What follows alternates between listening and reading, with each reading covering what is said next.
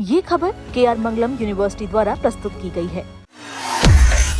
देखिए बहुत क्षति हो गया है, वो सब पास्ट इज पास्ट। नाउ हम लोग को गो हेड करना पड़ेगा।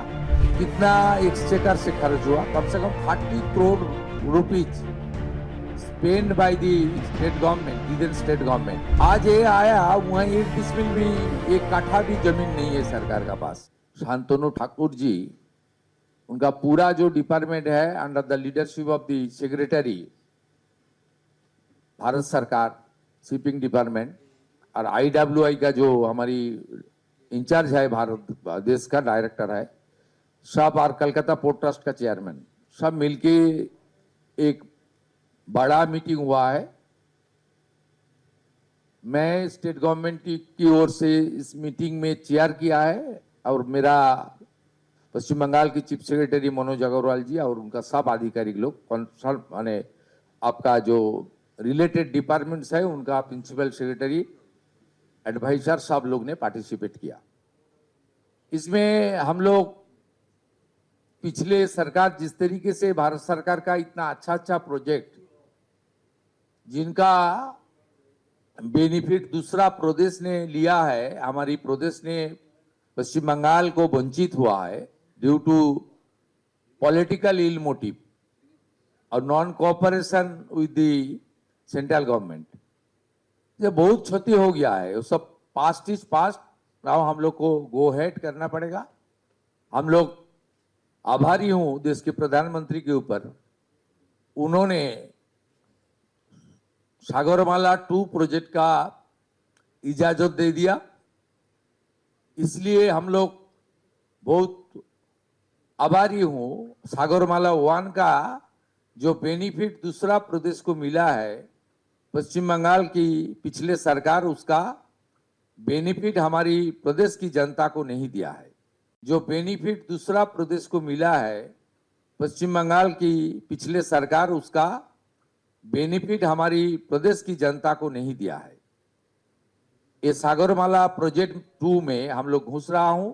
चीफ मिनिस्टर का लीडरशिप में एक कमेटी बनेगा और 22,700 करोड़ का एक हमारी प्लानिंग विद DPR हम लोग सबमिट करने वाला हूं है। और सेकेंड, हमारी जो बहुत दिन से पिछले 10 साल से BGBS हुआ, बहुत भाषण में आया, ताजपुर पोर्ट, लेकिन आज हम लोग खुलासा किया। मैं जब पूछा जिसमें आपको DPR बनाने के लिए, आपको जो प्लानिंग डिजाइन बनाने के लिए कितना एक्सचेकर से खर्च हुआ? कम से कम 30 crore rupees spend by the state government, Indian state government. Entire rupees completely bad investment by the government.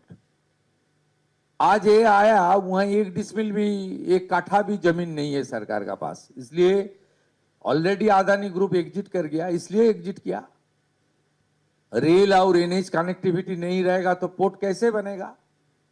Ware house नहीं रहेगा तो पोर्ट से जो सामान आएगा ग्राउंड में, हमारी स्थल भूमि में, वो कैसे उनको स्टोरेज करेगा?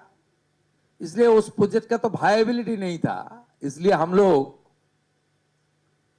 10 किलोमीटर बगल में दादन पात्रोबाड़ है, जो हमारी ईस्ट मिदनापुर का कोस्टल बेल्ट में आता है और रामनगर 2 डेवलपमेंट ब्लॉक के अंदर आता है, कालिंदी ग्राम पंचायत के अंदर आता है। वहां हम लोग ऑल्टरनेट प्रपोजल खड़ा किया, जहां 1700 एकड़ लैंड हमारी इंडस्ट्री डिपार्टमेंट का पास है, वहां ही होगा। उसके लिए डिस्कशन भी हो गया, NOC देगा भारत सरकार की पोर्ट अथॉरिटी, और बाकी का भी आगे बढ़ेगा। सागरमाला 2 दादन पात्रोपाड़ में नया पोर्ट, और हमारी बाकी जो इनलैंड वाटरवेज का 25 जेटीज, कलकत्ता का 6 हमारा घाट जो है, जो हिस्टोरिकल घाट है, उसमें ब्यूटिफिकेशन, रिनोवेशन और हमारी टनल उनका एनएच के लेकर बात करना और हमारी साकराइल से गार्डन रिच तक रोरो सर्विस, उसके सब प्लानिंग डिस्कशन, बहुत सारा डिस्कशन हुआ। लंबा तो प्रेस मीडिया में बोलने के विराट लंबा मीटिंग भी हुआ। बहुत हर बिंदु में हम लोग डिस्कशन किया, डिसीजन लिया, इम्प्लीमेंटेशन के लिए एक कैलेंडर भी बना लिया। और कोलकाता पोर्ट के अंदर जितना भी सिंडिकेट राज, इलीगल एक्टिविटीज, रेवेन्यू लीकेज, गुंडागर्दी, माफिया राज, ये सब बंद करने के लिए police, CISF, Calcutta police, CISF, port authority, customs authority सब मिलके काम करेगा। ये बहुत सारा डिसीजन हुआ। कोलकाता और हल्दिया पोर्ट का जो जमीन है उसको इंक्रोचमेंट लेकर भी बात हुआ। और हल्दिया में जो फर्टिलाइजर जो इंडस्ट्री है उसमें पोर्ट से लैंड का प्रोविजन वो लोग दिया है, अलॉट किया है, उसको काम के ऊपर भी डिस्कशन हुआ है। और आने जो लैंड है उसको किस तरीके से खास करके हल्दिया में नया इंडस्ट्री के लिए यूटिलाइज किया जाए, इसके ऊपर भी एक टीम बनाया गया इंडस्ट्री सेक्रेटरी और पोर्ट का चेयरमैन का नेतृत्व में। हल्दिया डेवलपमेंट अथॉरिटी और दूसरा सारा डिपार्टमेंट भी उसका साथ रहेगा। और कोलकाता में एक बड़ा पोर्ट की ओर से, श्यामा प्रसाद मुखर्जी पोर्ट की ओर से एक म्यूजियम बनाने का बाद भी डिसीजन भी आज हो गया। उसमें कलकत्ता का जो ओल्ड हिस्ट्री है और हमारी सांस्कृतिक आध्यात्मिक जो पुराना इतिहास है उसको भी उजागर करने का काम, उसको सही मायने से हमारी संस्कृति को यहाँ म्यूजियम के अंदर रखने के लिए भी बहुत बड़ा डिसीजन हुआ है। धीरे धीरे काम हम लोग आगे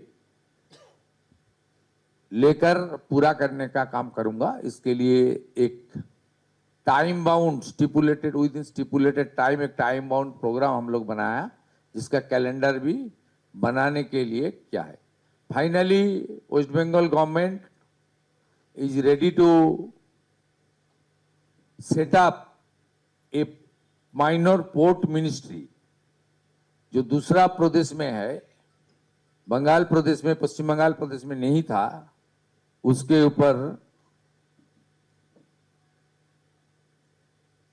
ये हम लोग कर रहा है। Thank you.